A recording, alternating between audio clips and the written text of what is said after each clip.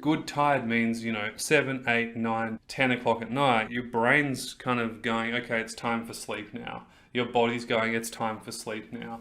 And it's feeling good about it. And that's what we actually want to get to. And so part of this is within your baseline, finding the activities that are useful and enhancing for you and the ones that actually aren't good for you. So if we draw it back all the way down to the simplicity, really what we need to do initially is to figure out, well, what's appropriate for me right now and what's not appropriate for me right now. Let's say that, for you right now, socializing or going to a big event, it totally wipes you out. It's a common complaint that we have with our members. They just want to be able to go to a wedding and feel totally fine. And so initially, you would not be saying yes to all these big events all the time. You'd be saying no, and you'd be building up your capacity slowly but surely. And then of course, when we have this all the time, 6, 12 months down the line, you can go to the wedding and dance and feel good about it. We have this all the time in our program, like people posting wins about these weddings and these events and these parties that they're going to all the time. But they had to build up appropriately first. So strength, stamina, capacity first, energy comes second.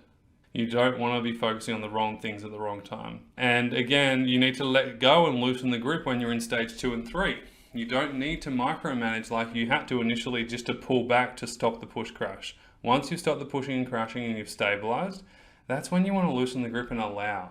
Stop being so micromanaged and literally managing every second of your day. We don't believe in micromanaging at CFS Health. Sometimes on the rare occasion, it can be very useful initially, but for a very short period of time. In fact, I've told clients to throw away their freaking micromanaged planner that they've been doing for 5 years and haven't been getting anywhere because it's exhausting them. And it's a job on top of a job that they've already got, and what they're currently experiencing is hard enough. They don't need a job on top of it. So again, if you're tracking, it's totally fine as long as it's useful and enhancing your health. If you're finding that it's exhausting you and it's just like not getting you anywhere, we tend to say stop doing it. Yeah. It doesn't say we don't track inside the program. We do. We have our daily tracker that people can use for 2 to 4 weeks at a time to get data. Once you've got the data, then you can make decisions. But this holding on with a microscope every day for the rest of your life, do healthy people do that? No.